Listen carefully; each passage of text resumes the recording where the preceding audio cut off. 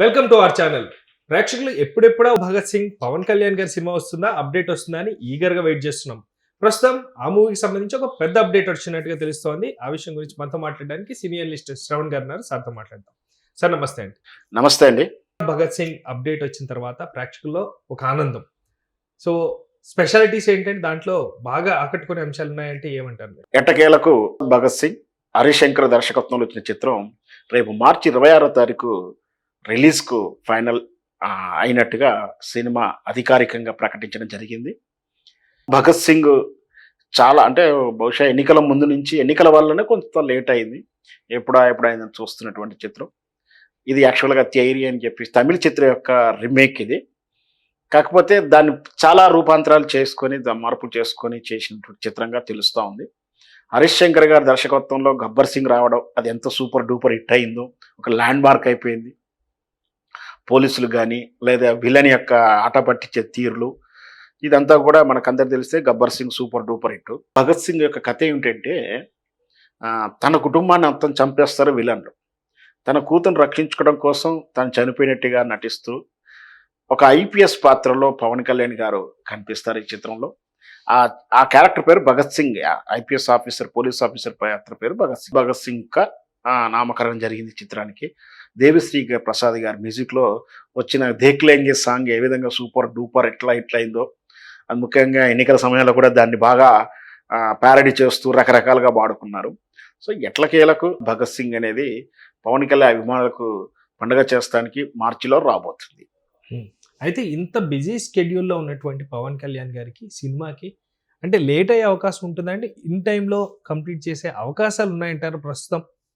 ఖచ్చితంగా అది already late అయితేనే ఇప్పుడు పూర్తిగా అయిపోయి నిర్మాణాంత కార్యక్రమాలు అన్నీ అయిపోయాయి. బహుశా అంతా ఫస్ట్ కాపీ కూడా రెడీ అయితేనే డేట్ అనౌన్స్ చేస్తుండొచ్చు. ఫస్ట్ కాపీ రెడీ అయిపోయి తర్వాత ఫార్మాలిటీస్ ఉంటాయి, అంటే సెన్సారు అవన్నీ ఇట్లాంటివి కొంచెం వర్క్స్ ఉంటాయి. కాబట్టి ఇప్పుడే ఫిబ్రవరి మార్చి అంటే ఇంకా నెల 15 రోజులు, సుమారు నెల 20 రోజులు టైం ఉంది. కాబట్టి నో ప్రాబ్లం. వారాలన్నీ చూసుకున్న తర్వాత డేట్ అనౌన్స్ చేస్తారు. గత 2 గంటల క్రిందటే హరీష్ శంకర్ మీరు మీ డీపీలు చేంజ్ చేసుకునే టైం వచ్చేసింది అంటూ ట్వీట్ చేశాడు. అంటే భగత్ సింగ్ గురించి అప్డేట్ వస్తుందని అప్పుడే ఊహించాము. అనుకున్నట్టుగానే ఆ 2 గంటల తర్వాత వస్తాద్ భగత్ సింగ్ యొక్క రిలీజ్ డేట్ అనౌన్స్ చేశారు అఫీషియల్గా. మొత్తం మీద ఆల్రెడీ పవన్ కళ్యాణ్ గారు రాజకీయాల్లో ఉండి డిప్యూటీ సీఎంగా తనైనటువంటి పాత్ర పోషిస్తూనే, అంటే ఒక ప్రజానాయకుడిగా ప్రజాసేవకుడిగా ఉంటేనే సినిమాలో తన నిజమైనటువంటి వృత్తిపరంగా ఆయన నటుడిగా ఆయన సినిమాని నటిస్తూ ఈ బిజీ షెడ్యూల్లో కాస్త లేట్ అయినా ఈ చిత్రం తాలూకు వర్క్స్ అండ్ ఫినిష్ చేసి ఇప్పుడు ఫస్ట్ కాపీ రెడీ అయ్యి రిలీజ్ సిద్ధంగా ఉంది. ఖచ్చితంగా మళ్ళీ గత చిత్రం మాదిరిగానే గత చిత్రాల మాదిరిగా ఈ చిత్రం కూడా విజయవంతం అవుతుందని నా ఉద్దేశం. అయితే పెద్ద సినిమాలు అనేసరికి ప్రస్తుత రోజుల్లో అది తెలంగాణ గవర్నమెంట్ అవ్వచ్చు, ఆంధ్రప్రదేశ్ గవర్నమెంట్ అవ్వచ్చు, ఇతర రాష్ట్రాలు అవ్వచ్చు, పెద్ద సినిమా అనే మాట వినిపించగానే టికెట్ల రేట్ల విషయంలో డైరెక్ట్గా సీఎం కాంటాక్ట్ అవ్వటం, అయితే అక్కడి నుంచి వచ్చే సిగ్నల్ని బట్టి ఆ బిజినెస్ చేసుకోవాలనుకోవటం, ఈ గ్యాప్లో సినిమాలోనే సొంత రాజకీయాలు జరగటం, ఇవన్నీ కూడా కామన్గా పరిపాటిగా మారిపోయిన రోజులు చూస్తున్నాం. అలాంటి అంశాలే మళ్ళీ భగత్ సింగ్కి ఎదురైతే ఎలా ఫేస్ చేయగలుగుతుందా ఇతర రాష్ట్రాల్లో? ఖచ్చితంగా బాధపడాల్సిన విషయం ఏంటంటే సౌత్ ఇండియాలోనూ మరియు తెలుగులోనూ ఈ రాజకీయాలని సినిమాలు వేరు చేసి చూడలేని పరిస్థితులు వచ్చాం.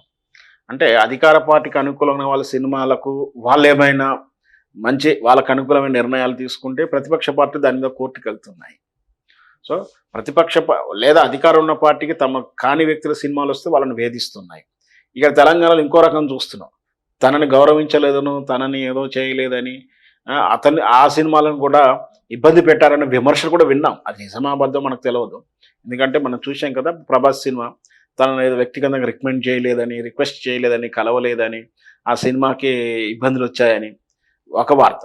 తర్వాత నిన్నగాక మనశంకర వరప్రసాద్ చిత్రం బెనిఫిట్ షో టికెట్ల ధర పెరిగిన వాళ్ళు వచ్చిన కలెక్షన్లు అంటూ కూడా మళ్ళీ కోర్టుకు ఎవరో వెళ్ళారు. ఇట్లా తెలుగు సినిమా పరిశ్రమలో ఈ రాజకీయాలు ఇన్వాల్వ్ అవడం వల్ల కొంచెం ఇబ్బందులు ఏర్పడుతున్నాయి. అధికారంలో ఉన్న ఇబ్బందే, అధికారం లేకుండా ఇబ్బంది పడుతున్నారు. ఈ విధంగా సినిమాలు రాజకీయాలు మిక్స్ అవ్వడం వల్ల సినీ పరిశ్రమ ఏమన్నా దెబ్బతింటుందా, కళామ తల్లిని నమ్ముకొని బ్రతుకుతున్నటువంటి కుటుంబాలు రోడ్డుకు వస్తాయేమన్నా ఆందోళన అయితే మా అలాంటి వాళ్ళకు ఉంది. మన చేతులు ఏం లేదు. ఎందుకంటే ఇండస్ట్రీ అంటే ఒకలో ఇద్దరు కాదు. ఇండస్ట్రీలో ఎంతో మంది ఉన్నారు.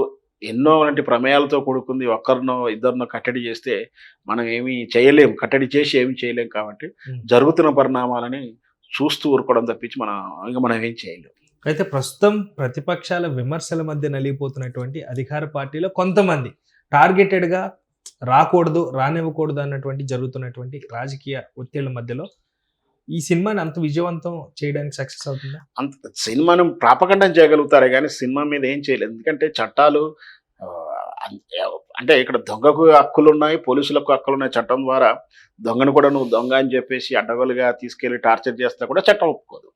అట్లా అని చెప్పి దొంగ అని చెప్పి నేను ఏం చేస్తా అంటే చట్టం ఒప్పుకోదు. అట్లాగే ప్రతిపక్ష పార్టీని వేధిద్దామంటే చట్టాలు ఎవరికో, అధికార పార్టీ ఎవరినో వేధిస్తా అంటే చట్టాలు ఎవరికో. చట్టాలు అంత మంచి అంత కన్వీనియంట్గా, అంత పటిష్టంగా రాయబట్టే ఈరోజు ప్రజాస్వామ్యం ఇంతలా ఉంది. అక్కడో ఇక్కడో కొన్ని దుర్సంఘటనలు జరుగుతున్నప్పటికీ చట్టాలు ఉన్నాయి కాబట్టి కొంచెం మంచి, అంటే తప్పు లేనప్పుడు మంచి జరుగుతుందని ఆశిద్దాం.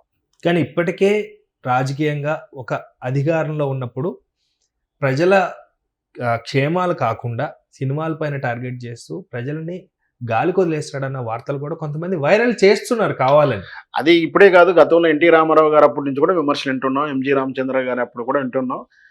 అంటే ఇది జాబ్ కాదు కాబట్టి, అదొకటి వృత్తి వ్యాపకం కాబట్టి, చట్టం ప్రకారం వాటిని నిషేధించలేదు కాబట్టి, తాను ముఖ్యమంత్రిగా ఉంటూ కళాసేవను అంటే డబ్బులు తీసుకొని పని చేయకూడదు. వాస్తవం ఏంటంటే ఇక్కడ ఉస్తాద్ భగత్ సింగ్ ఎందుకు పవన్ కళ్యాణ్ గారు ముఖ్యమంత్రి అయిన తర్వాత డబ్బులు తీసుకుని పని చేయకూడదు, కానీ ముఖ్యమంత్రి కాకముందు, అంటే డిప్యూటీస్ ముఖ్యమంత్రి కాకముందుకు తను ఏమైనా లావాదేవీలు చేస్తే చెప్పలేం, కానీ ఆ తర్వాత తీసుకున్నాడు మాత్రం ఖచ్చితంగా నేరం అవుతుంది. అది అట్లా ఎవరు కూడా తీసుకున్నట్టుగా నిరూపణలు ఎవరు కదా, అదంతా ఊహాకల్పితం.